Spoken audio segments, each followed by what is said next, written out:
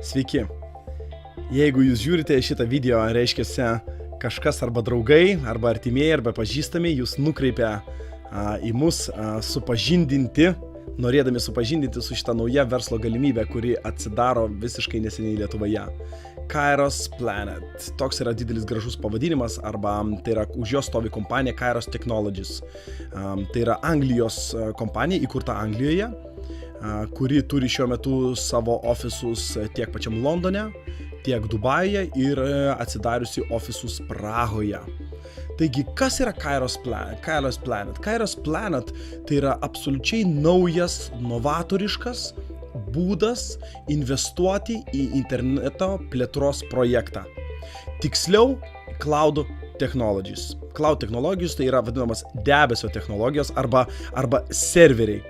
Tai yra visa informacija, kuri prieinama jums, ne jūsų kompiuteryje. Pavyzdžiui, Gmailas naudojasi cloudu, tai yra jūsų elektroninis paštas yra kažkur tai internete. Tai tas kažkur tai internete yra serveriai, kuriuose laikoma jūsų informacija. Taip pat šiuo metu mes labai intensyviai naudojamės filmus, žiūrime online. Tai filmai taip pat skaitosi, kad jie guli kažkur tai cloude arba debesyje. Cloud technologijos yra sparčiai besivystanti interneto šaka. Šiai dienai mes žinome, kad cloudas vystosi 25%, augimas yra 25% į metus, o bendrai visas IT sektorius šiuo metu pasaulyje auga 3 kartus greičiau už bendrą pasaulio ekonomiką. Taigi, draugai, jeigu jūs žiūrite šitą video ir galvojate rimtai apie įsitraukimą, investicijas, tai aš noriu jums pasakyti, kad tai yra viena iš geriausių būdų, kur galima investuoti šiuo metu, tai yra interneto plėtra. Kokia yra užduotis arba ko siekia Kairos technologijų kompanija? Kairos technologijų kompanija siekia sukurti pasaulinę išdalijamą kompiuterių resursų sistemą. Kairos Cloud platforma yra paskirstyta Cloud infrastruktūra, kuri teikia informacijos saugojimo, apdorojimo ir analizės prieigą milžiniškams informacijos srautams. Jūs galvojat, ką aš čia ką tik pasakiau? Viskas labai paprasta. Kairos Technologies paima resursus iš tokių paprastų vartotojų kaip jūs ir aš, paima mūsų kompiuterio resursus, tai yra mūsų greitis, mūsų procesorius ir mūsų kietajam diske esanti laisva vieta ir savo programos dėka sujungia juos visus į vieną didelį kompiuterį, mega kompiuterį. Dabar Kairos naudoja naują požiūrį į verslą. Tai vadinamas taip angliškas toks žodis crowdfundingas. Crowdfundingą mes geriausiai pažįstame iš tokios platformos kaip Kickstarteris. Tai yra, naudodamis asmeninių kompiuterių resursus esančius bet kokioje planetos vietoje ir integruodamas juos į bendrą tinklą, Kairos Technologies sukuria milžinišką skaičiavimo bei saugojimo resursų prieigą.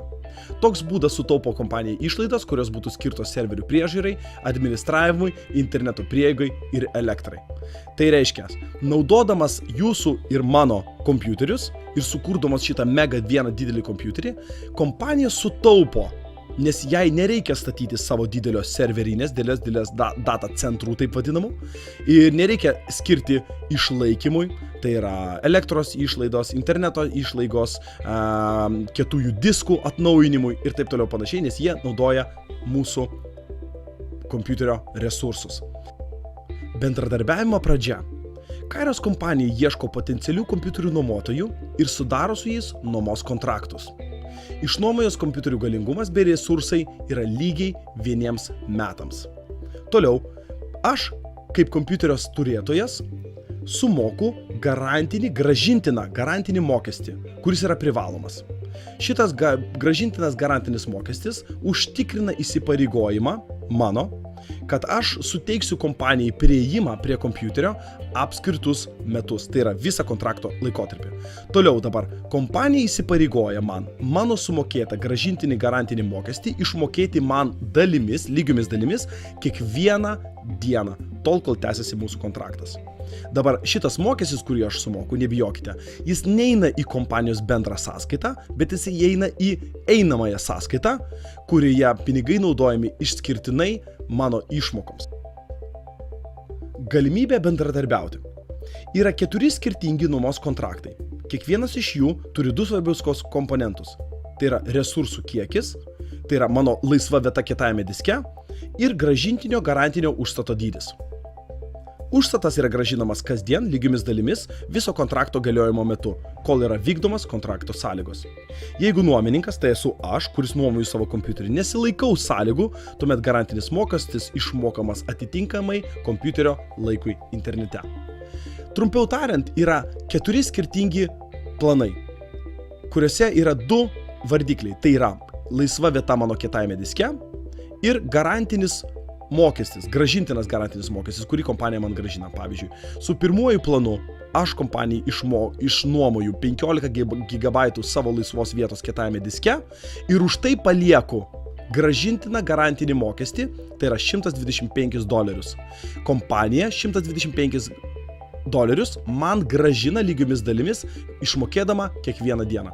Sekantis yra 70 GB laisvos vietos mano kietajame diske kompiuterėje, už jį aš palieku $597 užstatą, toliau 180 GB laisvos vietos, už tai aš sumoku $1577 ir 320, didžiausias planas šiandien dieną yra 320 GB, už kurį aš sumoku metams $2777, kurios kompanija man kiekvieną dieną lygiomis dalimis grąžina. Toliau, pakalbėkime truputėlį apie kompanijos nuomos kontraktą. Kompanija įsipareigoja, lygiai taip pat, kontraktas 1 metams. Kompanija įsipareigoja mums už 15 GB išnuomotos vietos mūsų diske, mums per metus laiko išmokėti $187,5. Už 70 GB laisvos vietos kompanija per metus mums įsipareigoja išmokėti $895,5. Už 180 GB laisvos vietos mūsų kompiuteryje kompanija per metus laiko lygiomis dalimis mokėdama mums yra pasiruošusi išmokėti net $2,365,5, o už 320 GB kompanija per metus laiko pasirašo su kontraktu mums išmokėti $4,165,5. Kokios dabar yra nuomos sąlygos? Sąlygos yra sekančios. Pirmas dalykas, kad nuomos sutartis yra sudaroma 1 metams. Kiekvienas nuomininkas turi praeiti patikrinimo procedūrą. Taip pat nuomininkas įsipareigoja parūpinti interneto prieigą kompiuteriui ne mažiau nei 10 valandų per parą. Tai reiškia, kad kontraktui prasidėjus, jūsų kompiuteris su šita Kairos programa turi būti įjungtas ne mažiau negu 10 valandų per parą. Paroje mes turime 24 valandas, kompiuteris turi būti įjungtas prie interneto 10 valandų.